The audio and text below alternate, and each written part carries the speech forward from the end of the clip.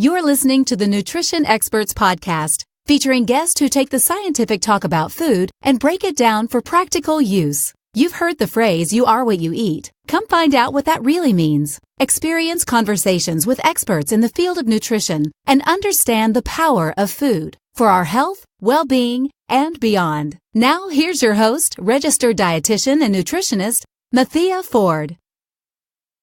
Hi there, it's Mathea. Welcome back to the Nutrition Experts Podcast. The podcast featuring nutrition experts who are leading the way using food starts today, right now with our next guest. It's great to have Zach Cordell on the show today. Zach, welcome to Nutrition Experts. Thank you very much for having me. I'm excited to have you on the show and share your expertise with my tribe. We're going to talk about something that's a little bit different than most dietitians talk about. So I want you to start by telling my listeners a little more about you and what you do. All right. So I am a nutrition professor. I'm also a podcast host. I do public speaking. But my full-time position is to teach. So I teach at Daytona State College in Daytona Beach, Florida. It's a horrible location, I know, but it's a good place to be, and I love it. But my podcast is the Latter-day Saint Nutritionist. And so what I do is I mix food and faith. So when you talked about it, might be a little bit different. I think this will be a different conversation than some people have had in the past. Yeah. So what have you done besides teaching nutrition? What did you do before you became a professor? I just went straight into teaching. Oh. Yeah. So I got my master's from the University of Massachusetts. I did my internship at Yale New Haven Hospital in New Haven, Connecticut. And then I moved down to Florida to get a little bit of sun and to teach. All right. So you mentioned you host a podcast called the Latter Day Saint Nutritionist Podcast. Can you talk about why you created that podcast and what it's about? Yeah, sure. So I'm a member of the Church of Jesus Christ of Latter-day Saints. I use the culture that people experience to discuss what is influencing their diet habits. So most people, when they think of culture, they think of race or ethnicity or location. But culture is just a culmination of who you are because of your life experiences, whether it's your history, your family, your friends, your environment. All of those things influence what your culture is. And so my podcast is fusing food, faith, and science and using scripture principles to just talk about how we can better understand nutrition and how we approach it. Talk a little bit about faith and nutrition. You mentioned it as far as like culture. But how does faith influence a person's diet? Okay, so you can look at it in the broad term of if somebody is kosher or halal or vegetarian, that can be based on very specific religious beliefs. But if you take it to the next step, you can go to like soul food or linger longers where somebody hangs out after church, or like the post-church Sunday brunch or your Sunday family meals. Some people don't drink because of religious beliefs. Some people drink because of religious beliefs. Just depends on where you're coming from. But all of those things are building up who you are. And my podcast isn't just like for people that are members of my faith, but people of faith. Whether that is like you go to church or you don't, we all have beliefs that are going to influence us. So along with like halal and kosher, you can look at it in terms of if you believe that you have been fated in illness, talking to someone about that is going to be a little bit different than counseling somebody that feels like they have a little bit of control over what is happening in their life, right? So if you feel that you got diabetes because of a burden or it's a temptation or a punishment on you for some reason, that's a different conversation than just saying, okay, so diabetes happens and what can we do to manage it? So yeah, food and nutrition go hand in hand together, but at the same time, nutrition and faith. But faith is one of those things where it's becoming or is taboo to talk about. And so getting into that can be a little hairy for some individuals. Well, that's very interesting because I think we try to think about what is their culture, what types of foods do they typically eat, but I don't know that you go to the next step and ask why. If somebody says, I don't drink diet soda. You say, good, okay, great. I don't drink sodas. Okay. But maybe the reason behind why they don't do that or they don't eat meat is more than obviously just a desire. Yeah, I mean, take a vegetarian, for example. You can have a vegetarian that is a vegetarian because they don't like the sustainability of our modern food system, or you can have a vegetarian that is a vegetarian because they saw somebody on Instagram that they thought was really cool and they wanted to be a vegetarian like them, or you could have somebody that's a vegetarian because of religious beliefs. And so understanding why they are a vegetarian can help you in approaching what needs to happen in order to help them to obtain optimal health. So, Zach, when you talked about, dietitians not knowing enough or not wanting to look silly, not wanting to look like they're not the experts, really, can you dig into that a little bit deeper and talk about what if you really don't know or understand the faith that your client's talking about, or what if you don't necessarily feel like that's appropriate? To the second question, if you feel that it's appropriate or not, I think it's funny that we will ask people about their poop all day long. Dietitians love to talk about that. And we will ask them about if you're a cystic fibrosis dietitian, you'll ask them about whether or not they have a lot of phlegm that they're making up. And so you'll ask about other body fluids, but you won't ask about the religious beliefs that somebody has, because you're like, oh, no. That's not okay. It's too far. Right. Yeah, that's personal. We don't want to get personal. But I find that nothing is more personal than somebody's religion and somebody's food. Because I don't know if you've had arguments with people about their food, not necessarily arguments, but you're like, okay, it's really not that big of a deal. But to them, you don't touch the chocolate milk, or you don't touch a very specific food item. And you didn't realize it was a big deal. Yeah, that's true, especially with like schools. Or like I bought my son, he loves to drink milk. He's 14, so he's growing. So I bought him some of the, I bought him Fairlife milk, and he was like, I'm not going to drink that. I was like, okay, don't drink it. And he tasted it, and he was like, oh my gosh, this is so good. And I was like, it has less sugar and more protein. But the chocolate milk thing is one of those things where I'm like, it's really not that big a deal. If your kid drinks milk or chocolate milk or strawberry milk, they're getting benefit anyway. Yeah, no. So to go back to the question of, should it really be that off limits? And I'm not saying that you need to go in and discuss all of their religious beliefs with them and see if you're agreeing with them or not. It is solely to see if there is something that is part of their faith that influences how their diet influences their health, right? So if you go in and somebody says, I'm vegetarian because of religious beliefs, then you can say, okay, that's fine. Now, does that include dairy? Does that include eggs? Does it not? And if it does or not, that's fine. You just understand where that person is coming from. Now, to go back to the first question of whether or not they want to look like a fool, or they don't know. Or don't understand. Yeah, I think we can all agree that there's been a situation where somebody has said something in a counseling session, and you just kind of sit there and you know you've got the stone face on. You're not trying to let anything on, but you're like, what in the world? You eat like 3 packages of ramen with 2 cups of mayonnaise for breakfast? Okay, like I didn't see that coming. But you can ask somebody for clarification. Like that's what motivational interviewing is, right? So you're asking them for information from them to help them to be able to explain to you what it is they mean. And I don't think that religion is any more different than any other question. I think we just have a wall that's up saying that we shouldn't be asking about that. And like I said before, if somebody wants to talk about it, they'll bring up that it does influence things, whether it's like the Sunday brunch, whether it's going to be, we go to my grandma's house afterwards and everybody brings their specific dish. And if I don't bring my dish, then they're going to razz me. And that doesn't happen in my family. So I think it's a lot of, like you said earlier in the podcast, it is culture. So even though it's kind of in that category of religion, it is culture because we do eat certain things for lots of reasons. Like when I was growing up, my grandma told me potatoes would make you fat. And I know there's plenty of people that would agree with that. But the fact of the matter is it's obviously part of a whole diet.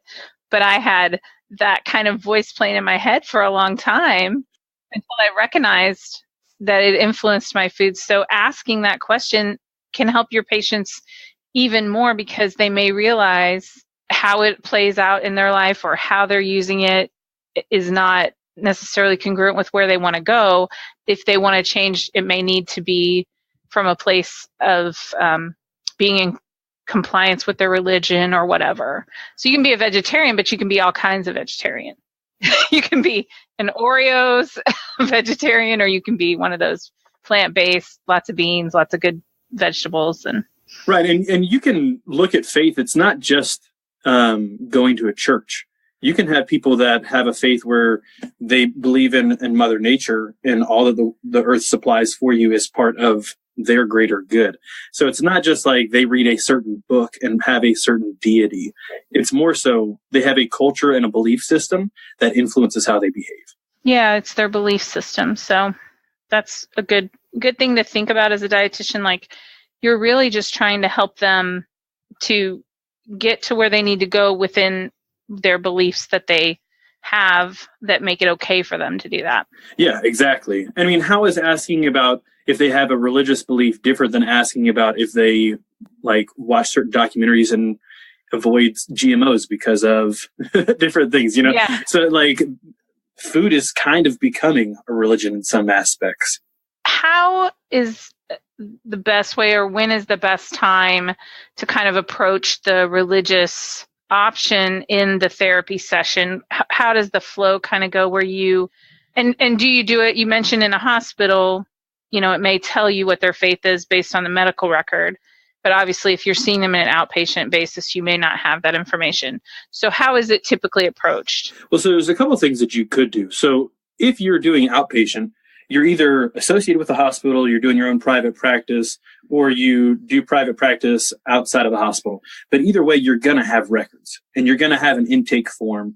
You're going to ask what they're coming in to talk to you about. And on that form, when you're asking height, weight, and all the other biometrics that you're wanting to get from that person, you can simply ask what's their religion, and does that play any role in their diet?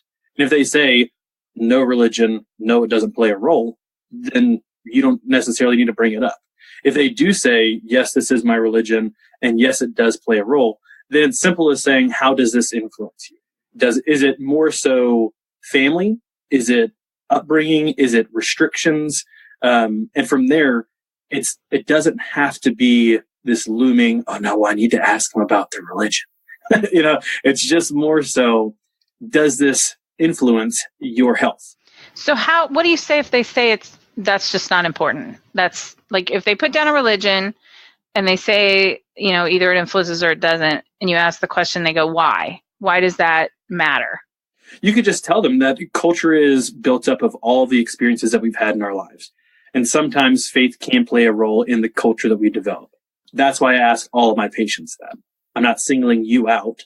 It's not to convert anybody to anything. It's just to see if this is going to influence how we need to go about our counseling, because I'm going to make this as applicable to you and relatable to you as I can. That's a good way to approach it, I think. Is faith one of those things that you possibly advertise or market? Like, you yourself are a Latter-day Saint. There's people that are Catholics. Is there anything people do that advertise or market so people feel more comfortable talking to you? Or do you avoid mentioning your religion altogether so people don't feel like they can't talk about their religion? Sure. My niche market that I'm going for is the faith-based community, or just the cultural side of that. And so, yes, I'm going to put it out there. If it is just something you're going to put on your intake form, I don't think that you need to advertise it. If it's something that you are going to have a lot of clientele from that area, say you are in the Deep South in the Bible Belt, and you know that is going to play a large role in your clientele, then sure, you could put it in some of your marketing material. But it doesn't have to be if you follow Islam, if you follow Judaism, if you follow Christianity. These are the clients that I will see. We can have faith-based conversations if that is part of the diet that you would like to discuss. So it can be as much or as little as you want. From my experience, it's either that is who you're targeting, or it's just part of the information that you're gathering. How do dietitians spend time learning more about religions related to, because if you're going to advise someone, even though you ask them, okay, you're vegan or vegetarian for your religion, can you tell me a little bit more about that? You're going to already know a little bit about a vegetarian diet, but maybe some of the other religious beliefs, if they don't explain them fully, how do you learn more about them, or how you might recommend better things for those types of patients who have this concern or this belief? Yeah, so I'll actually send over some links to you that you can put in the show notes if that would be helpful for clientele and different places or listeners, so that they can know where they can listen or learn more about different faiths. If you know the blanket statements or blanket beliefs for a lot of these, then it's easy for you to just take a step back and say, okay, I understand this. I understand that. Is there any more that influences what you would do? Because even within those that are Catholic, you have people that go to church every Sunday, and those that go maybe once a month, and maybe those that go Easter and Christmas, right? So even if they put on that paper that they do have a faith, it can change on how much that is going to influence that person. But yeah, like I said, I can send over some links that'll be good resources to the listeners. Can't you have success? Obviously, lots of dietitians do have success with nutrition counseling using fact-based guidelines without getting into religion and beliefs. Yes, you can. You do not have to incorporate faith into your conversation to have lasting behaviors. But at the same time, it can open doors that other conversations may not be able to. Because like I mentioned before, like food and faith are two of the most personal things to an individual. If you are going to open the door of food and talk about the things that their mother made that maybe that weren't the healthiest for them, or you're going to talk about how this can affect the diabetes or the renal failure that they have, then approaching it from the religious standpoint too, to say like, I understand you as a whole person. I'm not just treating you as a piece of paper or a patient, but I'm treating you as a person. And understanding that person as a whole can help you to have a more lasting impact on that person. You don't have to discuss religion if you're really taken aback by those conversations or really worried about it. You don't need to, but it is another tool in your toolbox that you can use to best help your clientele. Yeah, I think the simple question of, does your faith influence what you eat? Getting that answer, because you can make recommendations to people and they can agree to them there in your face, but they may never plan to implement them if they don't have that belief that. How do you think about our listeners are people that are dietitians, doctors, nurses, and just regular everyday people? How is this information that we talked about today great to be used by listeners in their day-to-day life? What are some recommendations you might have? Yeah, so I think to take it a step back, so I'm not just like this radical coming at you talking about how you should talk about food and faith. In the research community, there's a lot of research that comes out using congregations to provide nutrition education. And that's because you're finding a gatekeeper to a community. So if you're a community dietitian, most of you have been aware of community programs that use houses of faith to reach people in a way where they already have built-in networks of a support group, and you can present the information in a way that is very applicable to them. It's not a new thing to discuss or to use the method of religion to discuss food. So I just want to make sure that I brought that up. But if you are a doctor, just talking about religion with somebody, again, doesn't have to be a big ticket item. It can be mentioned in passing. And if they want to bring it up and talk about it a little bit further, they can. But you don't have to sit down and say, okay, so when were you baptized?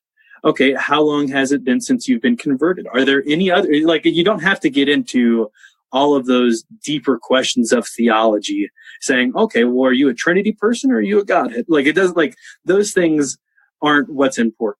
And as a practitioner, you don't need to put your personal beliefs on that other person. Like, this is not a time to judge. Just like whenever somebody comes in and is looking for weight loss, you don't sit there and say, well, I can't believe that you're eating this, this, and this. Don't you know? Like, you're there to be a support group for that person, an educator, someone there that is on their team that is cheering them on to succeed. This is just gathering information for them. But to use it in their day-to-day life, it's just as simple as dietitians that are now starting to do the physical examinations. They sit down with a patient. It might seem weird at first whenever you're grabbing their hands, you're touching their legs, you're like seeing what's going on with their faces, if there's any scooping. But it's just one of the tools that you use to assist in providing the best care you can for that patient.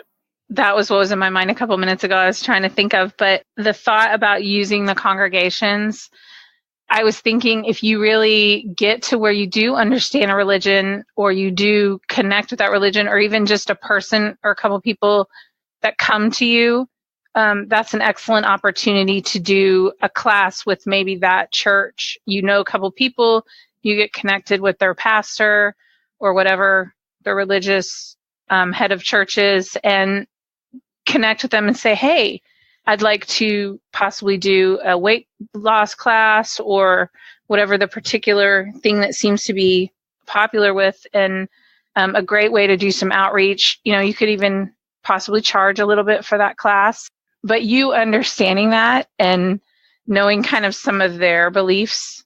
But just like you mentioned too, there's a lot of people that are at different ends of the spectrum. I remember when I worked in hospitals for a long time, and every year for Lent, we would always do fish on Fridays.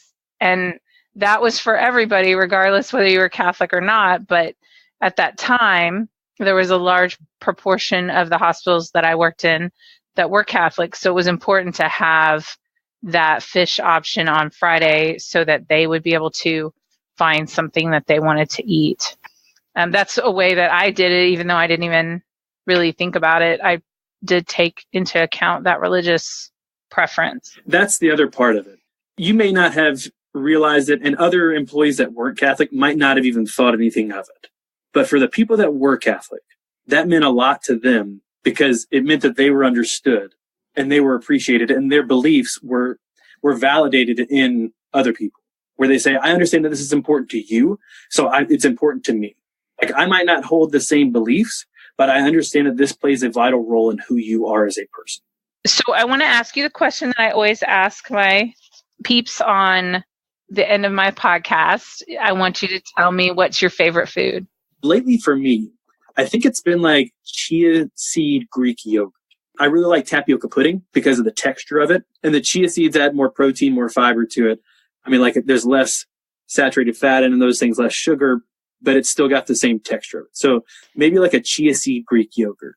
So how do you soak the chia seeds and add them to the Greek yogurt? How do you do that? Yeah, so I literally just put the chia seeds into my yogurt, and then I mix it up, let it set for a minute because it'll soak up the fluid that's in there, and that's it. I'm pretty simplistic in my approach. I might have to try that. That doesn't sound too bad. Yeah, if you like tapioca pudding, rice pudding, like those types of textures, then yeah, give it a try. So Zach, thank you so much for being on the podcast today. It was a pleasure to have you on the show. I know my listeners have learned a lot about how to approach faith and nutrition counseling, and how it can be just a simple, easy thing to do. So if listeners want to connect with you, what's the best way to do that? So they can check me out on my website. It's Cordell.Nutrition.com. I'm on social media, both Facebook and Instagram, at Zach Cordell RDN. And you have a podcast? I do have a podcast. It's the Latter-day Saint Nutritionist Podcast. That's going to be in Stitcher, in Google Play Store, in CastBox, and iTunes, basically anywhere that you'll get a podcast. Wherever you're listening to the Great Nutrition Experts Podcast, you could probably find the Latter-day Saint Nutritionist Podcast too. All right. Well, guys, this has been another great episode of the Nutrition Experts Podcast, the podcast that is all about learning more so you can do more with nutrition in your life. You've just listened to an episode of the Nutrition Experts Podcast. Be sure to get more information about this week's episode at www.nutritionexpertspodcast.com. Tune in next time for another great conversation with a nutrition expert and expand your personal knowledge in the field of nutrition, one conversation at a time.